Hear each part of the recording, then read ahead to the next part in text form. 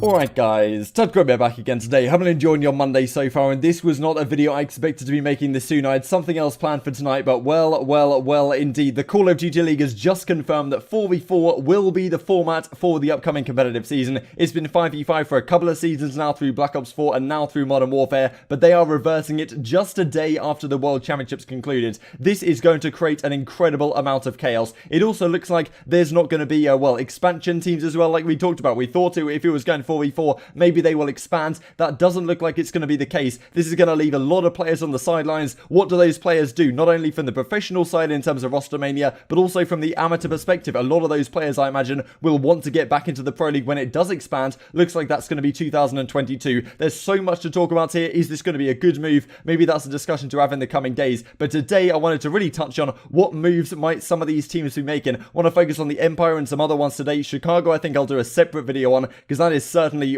topic worthy for an entire video. Intrigued to hear your thoughts down below on this one though. Hope you guys enjoy the video. Don't forget to hit the subscribe button as well, because there's going to be so much content here throughout the off season to talk about and to break down on this channel. If you don't subscribe, you might miss some of it, and we wouldn't want that, would we? Let's get into things then. So Call of Duty League, as has been playing on the screen for the last couple of minutes here, Call of Duty Black Ops Cold War 4 versus 4, they do confirm. A number of discussion on this instantly. I mean, the biggest one really being from Clayster, right? Winning the World Championship yesterday. Win champs, franchising happens, the team breaks up from a United. Win champs, it goes from 5v5 to 4 versus 4, and the team is forced to break up. Gotta be the luckiest or unlucky person on the entire planet. This is a big question, right? The championship roster of the Dallas Empire is going to have to split up. All 5 of these players, I'm sure, are all, obviously they're all easily good enough to be on a starting lineup, and only 4 of them can be on the Empire. So one of them is going to have to go elsewhere. Who's that going to be? It's crazy that they don't even have like 24 hours to celebrate before this is thrust upon them, but as Clayster says in a second, they knew this was coming for quite a time. As he says, don't get me wrong, CoD is far more tactical and easier to watch in 4 versus 4. I think 4 versus 4 is far better than 5v5. They should have made this change when every player was a free agent and building rosters like, I don't know, before this year, for example, coming into franchising. Why make teams build like this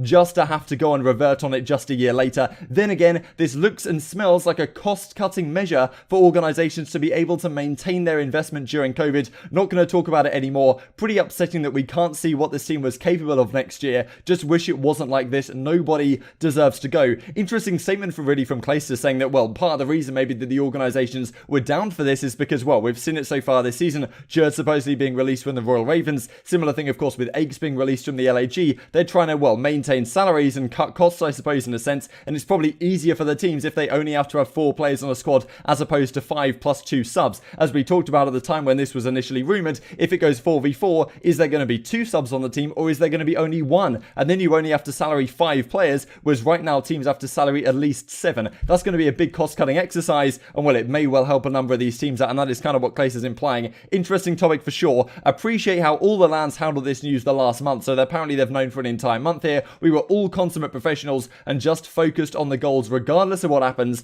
Thanks for that. You guys are beast. Crim, Hook, Illy, and Shotzi. Of course, Scump then comes out, so thankfully 4s are back, 4v4s. Now we just have to hope we can play on LAN again, and it does look like that is going to be the case, as we will look at in a couple of minutes here as well. So a lot of stuff to talk about, as you can tell already. EasyMac says, actually kind of disappointed they'll move to 4v4 in year 2. Why even do 5v5 in year 1? Everyone was a free agent last year. 4v4 will be better for CoD though in the long term. Just is certainly interesting timing. Envoy says 4v4 is back. I am back, even though of course Envoy's had most of his success in the 5v5 games. I'm sure he'll be fantastic in the 4v4 setting, and that is certainly a topic that we need to talk about when we discuss this Chicago Huntsman roster in more depth, because there's a lot to say really on what this roster could do going forwards. Then we get this from Deserto Mike. CDL going to 4v4 isn't a surprise to the franchises. They literally had multiple meetings about this with the league over the last few months on the subject. Interesting then that when Hector talked about this, he would say he hadn't heard anything. Maybe like he was having discussions and they just hadn't had anything finalized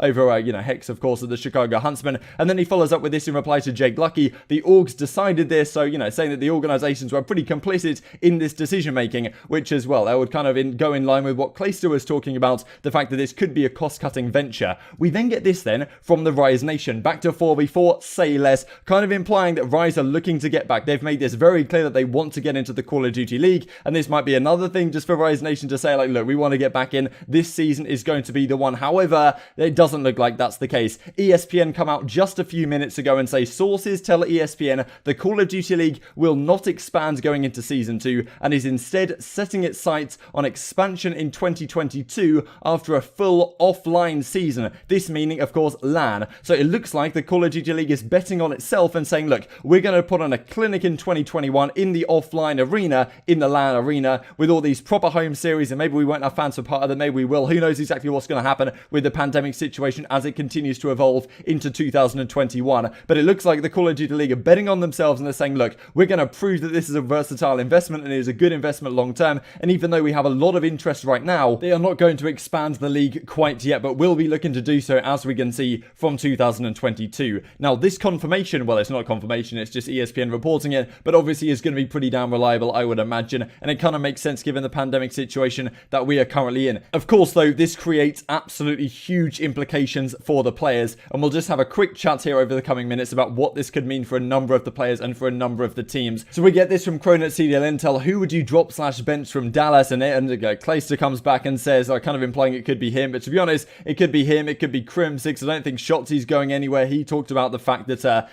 given Halo Infinite is delayed, he's going to be staying around. I don't think you get rid of Hook, frankly. You don't get rid of Illy, to be honest. So to me, it's between Clayster and Crimsix for who stays on this squad. I kind of feel like Clayster is slightly more likely to stay just because he seems to have more of that kind of leadership and mentorship aspect to his game, slightly more than Crimsix does. But I mean, as we talked about earlier today, I think it would be absolute chaos, right? Crimsix just wins the World Championship, becomes, well, in his opinion at least, the undisputed greatest player of all time in Call of Duty, and within a couple of months, he's dropped off his organization and has to find something else. But if Crimsix is dropped, there's no doubt, of course, that he's going to land somewhere else and continue on a starting lineup, and that means a number of things for the rest of the players, as we will look at right here. And we've got to consider that as we're looking at the league, as you can see right here, these aren't the only players in the league. You've got the likes of John potentially coming back. You've also got a number of players on the bench, like Gunless, generally, Dashy, of course, over at OpTic Gaming Los Angeles. This off-season is going to be absolute chaos. We go from a number of players in the league with 5 starting players and 2 substitutes at minimum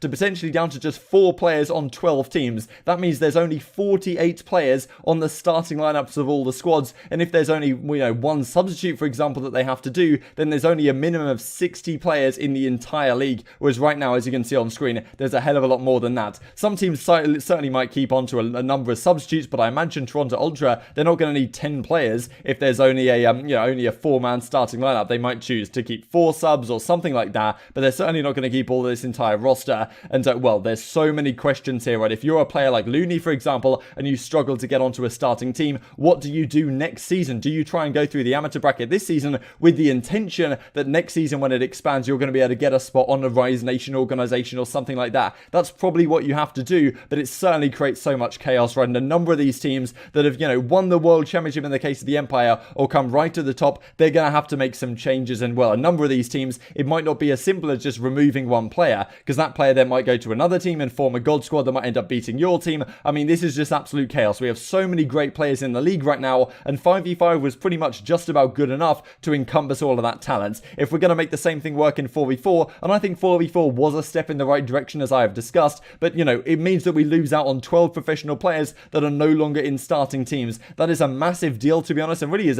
a big blow to a number of these players who aren't necessarily the stars on their team, and well, creates a huge amount of questions. Like, let's just look at FaZe really quick, for example. If Maniac is the one to go, which maybe makes the most sense, which team does he go on? Does he team with, a similar squad that we had with the Gen G squad? Does he get back with some of the Florida guys? And that, of course, completely switches up that team. So, I mean, obviously, none of these teams are going to stay the same, but even the cores of some of these rosters may not stay the same either. I mean, so many questions to be asked right here. I'm really intrigued to hear your thoughts on this one down in the comment section below. And then we get this thrown into the mix. Mental, who's considered also one of the best console players of all time in the Gears of War setting, he then comes out and says, really want to try and compete in CoD this season, willing to make the full switch from Gears if the right opportunity is there, and to grind during the off-season. So a guy with the talent of Mental potentially coming into Call of Duty as well, that creates even more questions. And then we get Frostini saying, I want to run my own role, kind of tired about hearing how bad I am and how much I'm holding back RCTs, for example. Feel like my impact on the map is so positive, even when my stats aren't the greatest. Have to see